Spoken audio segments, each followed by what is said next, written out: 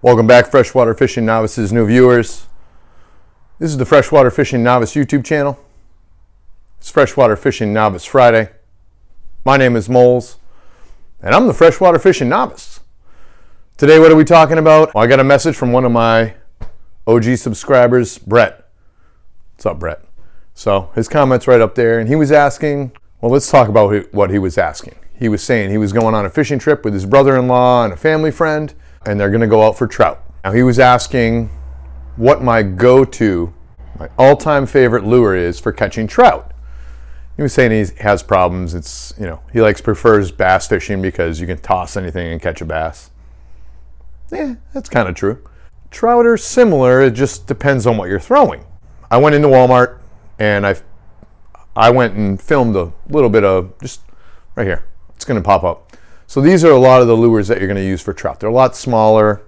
You might have seen them and you're like, what the heck are these for? So there's like the Castmaster, there's rooster tails, there's Inline Spinners, there's MEPS, all makes these kind of stuff. So my go-to lure, we'll get into that in a second, but I wanted to talk about gear. So the gear that I use when I go trout fishing is a lot different from what I use for bass fishing. It's going to be lighter gear, so there's going to be a lighter rod, usually ultralight or light. Oh, poop.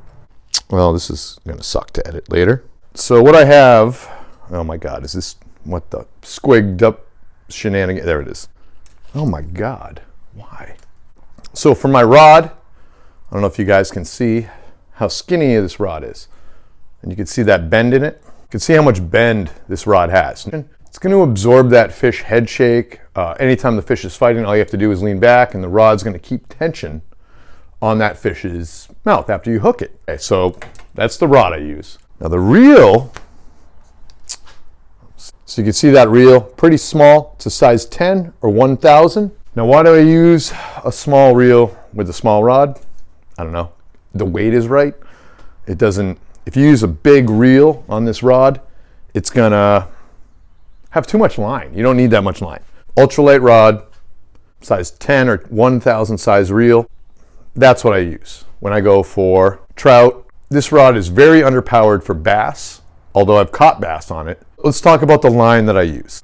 I suggest people use fluorocarbon generally because one, it's invisible. For trout, what I'd use, my choice on that size 1000 reel, what I use is a 10-pound braid on the reel going up the rod. The whole spool is 10-pound braid. And then I do a 1.5 to 2 foot leader of fluorocarbon. Use the double uni knot. This is just my general preference. If you guys want to do something else, don't listen to me. I'm just an amateur. I'm a novice. Let's talk about our terminal tackle. The first thing that I use after I put my braid on my reel and then I put the fluorocarbon leader, or the next thing I'm going to put on my rig, is going to be just a little snap swivel. This is a size 10, I believe. Yep, size 10. So it's small, so it wouldn't work for bass, but it does work for multi-species, trout, all that kind of stuff. I tie on the snap swivel, and now you can see, the other thing I want to say is you can see how that's a round bend. You don't want the one that has an angle because it's weird. You want to use that round bend. I found that's the best. I use a snap swivel on the end of my fluorocarbon. And then I attach my lure. Let's talk about my favorite lure. So hands down, my go-to favorite lure for catching trout is going to be an inline spinner. Now it's a specific inline spinner. It's not just any store brand. You can find them at Walmart. Let's look at the price of stuff, huh? The snap swivels I just showed you, tax without taxes is $1.42 where I'm at. So it's pretty cheap, $1.50. And then I bought 2 lures that were about $2.82 a piece. So I got 2 for, let's say, $6. Then we got $7.50. Aside of your gear, your rod, your reel, your line, all that stuff, $6, $7.50. Under 10. Under $10 for the snap swivel. And if you want one lure, you only have to spend $4. So 4, 5 and change, under 6. Let's take a look at the lure, my go-to lure for catching trout. Now, who makes these lures? Wordan's. Right there. Wordan's is the company that makes these rooster tails. So rooster tail is my go-to lure. This is an 1/8 ounce, so I'll show you guys that. And the other size I'd pick up as well, if I was going out, would be a 16 ounce. So if you need to go lighter, 16 ounce. If you want to go heavier, you go 8 ounce. Why do I like these rooster tails? Why do I choose like that white/silver color? I pick them because they're visible. Even if you don't have polarized glasses on, you'll be able to see this thing moving through the water. Why is that my go-to lure? I have no idea. Two fly fishermen told me to use those to catch trout. And they said what I should do is you flick it out. As soon as it hits the water, you close your bail and start reeling. And now what you're going to do is, as slow as you can reel it without it hitting the bottom, but still spinning, is the action you want. Okay, great. We know how to throw it. We know the line. We know the rod and the reel. Where the heck are we going to throw this? My go-to for trout is going to be creeks and small rivers. So when I go to target trout, first I do a little bit of research and make sure there's trout where I'm going, so I'm not just blindly casting. If it's stocked, I make sure I know about that. Oh, it gets stocked yesterday. Those fish are going to be funky, so you're going to want to wait maybe a week because they're going to be trying to readjust and acclimate and stuff like that. Someone smarter than myself told me that. If I see, oh, this creek's been stocked, I don't go there immediately because the fish are just discombobulated and confused. I'll go a week after that or 2 weeks after that. But at this point, most places around me have been stocked. Whatever state I'm in, I check the DNR, Department of Natural Resources, fish stocking report to see if the creek or river I'm going to has fish, or the pond, I guess. Not a big fan of fishing for trout in ponds, mainly because they move around so much. But in rivers and creeks, I find it's much more predictable to figure out where these, I almost said bass, where these trout are. So where do I look for trout when I go to a creek or a river? So the first thing I look for when I go, say I just roll up to a body of water, I'm like, ooh, this doesn't look bad. What am I looking at? I'm looking for current. I'm looking for ripples and rapids. Not so much huge rapids, but like, water moving over rocks and stuff like that. So I found some rapids and the water's moving rapidly.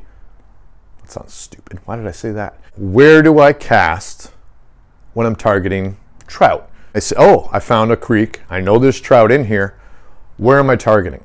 Where I'm going to target is slack water. What's slack water? Slack water means there's no current.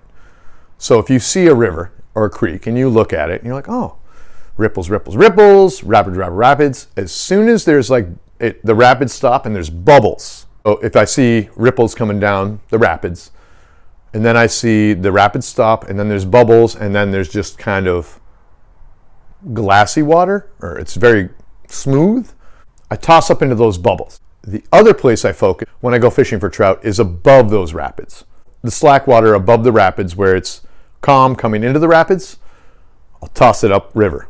But typically when I cast into rivers and creeks, I'm casting upstream and then I'm reeling back to myself. So I cast up to the slack water, get my lure moving, and then slow it down as much as possible and wind it right back to myself. And I fan cast. So I go, let's say 10 o'clock, then I go 11, then I go 12, then I go 1, then I go 2, then I go 3, and then I move down river, or up creek and down creek. What's the other thing I look for? Deep holes.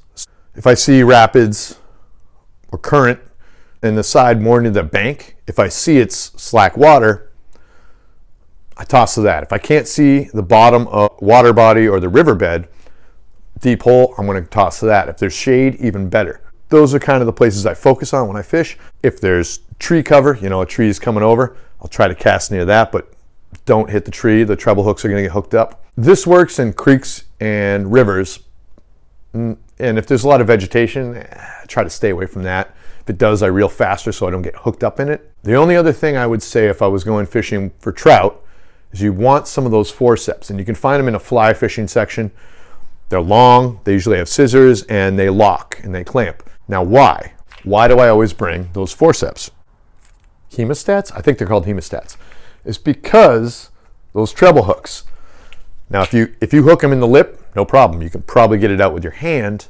If it's a little bit deeper, you can't get your finger in there. I mean, I don't care how skinny your fingers are, a trout's mouth's pretty small. Which brings us to the next topic. And why I like these Wordans inline spinners. The reason I like these inline spinners is because they're not just for trout. They're multi-species. You can catch panfish, you can catch yellow perch, you can catch black crappie, you can catch trout. I've even caught big bass on these things. So it's not only for trout. It's a very effective lure, but my go-to is that brand right there. The Wordan's Inline Spinner, 1/8 ounce and 1/16 ounce. All right, Freshwater Fishing Novices, new viewers.